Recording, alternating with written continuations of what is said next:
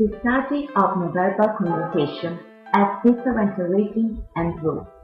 For this reason, over the years, different scientific disciplines have analyzed and studied nonverbal communication. It can be defined as conveying content, building and sharing meaning aside from the use of words. Nonverbal communication includes a broad and heterogeneous range of communication processes, such as some evident and blatant behavior or fleeting activities. Therefore, it is not a fundamental element for verbal communication, but, according to certain theories, in nonverbal communication, it is associated with both genetic elements and cultural ones. Nonverbal aspects of communication are very spontaneous in daily life interaction. Their use is so frequent and natural that it is difficult to be mindful of their function and meaning, considering that nonverbal signals do not have a codified structure characterized by specific rules.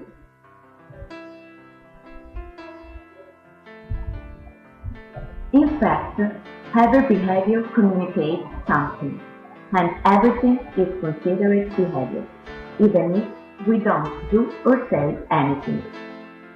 First of all, there is a behavior property which is extremely fundamental and is often not taken into consideration. Behavior has no opposite. In other words, there is no such thing as no behavior, or to put it even more simply, one cannot not behave. Accepting the idea that all behaviors in an interactional situation convey a message, which consequently is communication, one cannot not communicate. Activity or inactivity, words or hidden silence, all convey a message. Moreover, considering that no sense, immobility, withdrawal, or any form of denial is communication, we are faced with the impossible task of denying that we are communicating and at the same time denying that our denial is a communication. Nonverbal language is essential to the effectiveness of human relationships, particularly when communication is between people belonging to different cultures.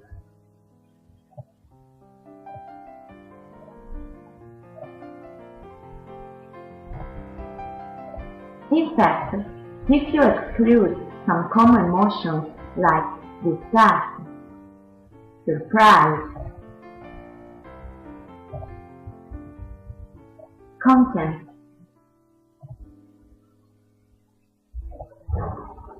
happiness,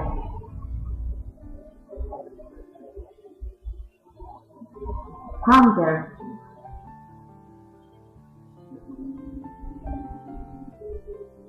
sadness,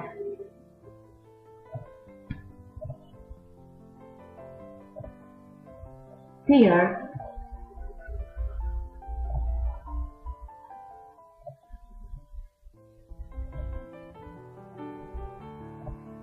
overall gestures, postures, and scenes depend on social, cultural, and linguistic aspects.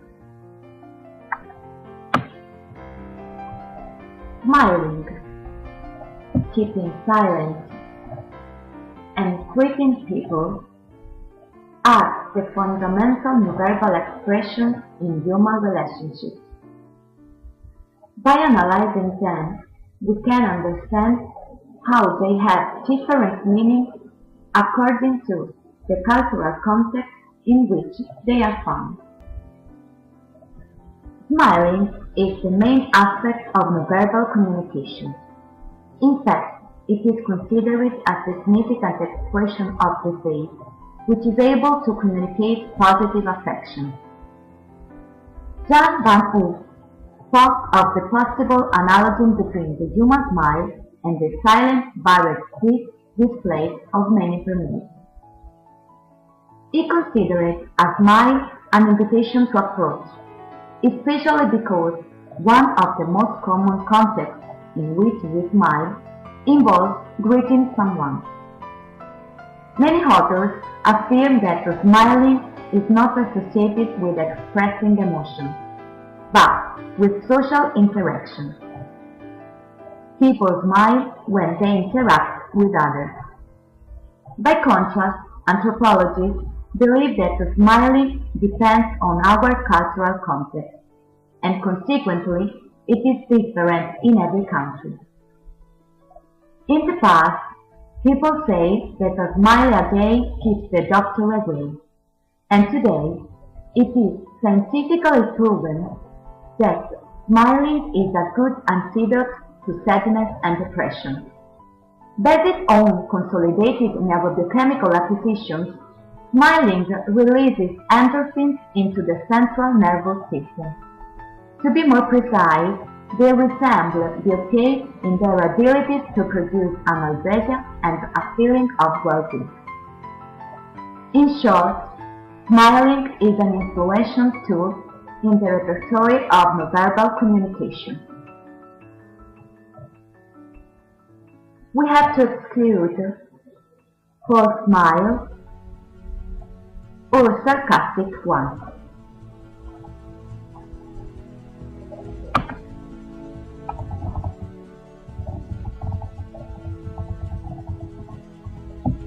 In reference with this, I have focused on the different therapeutic methodologies based on verbal communication, which in the last few years have been kept abreast of traditional medicine, in order to make a hospital stay fun.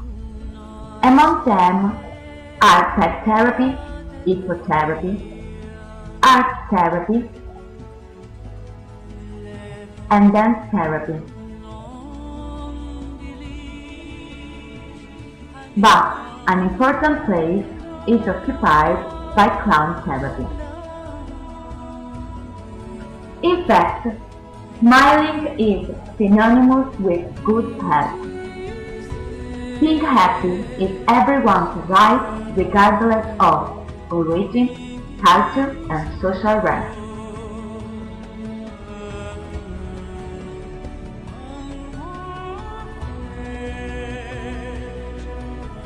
This is what makes people bring a smile to a sad place like a hospital. Seth Haddon is the founder of this type of therapy, also known as pet therapy.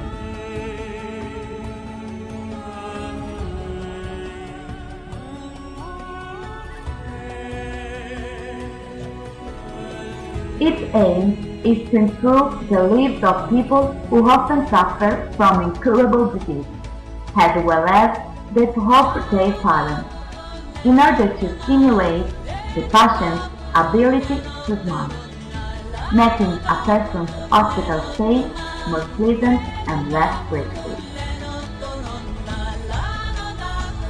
The role of clown doctors can be carried out both by professionals and volunteers, and in some cases, doctors too.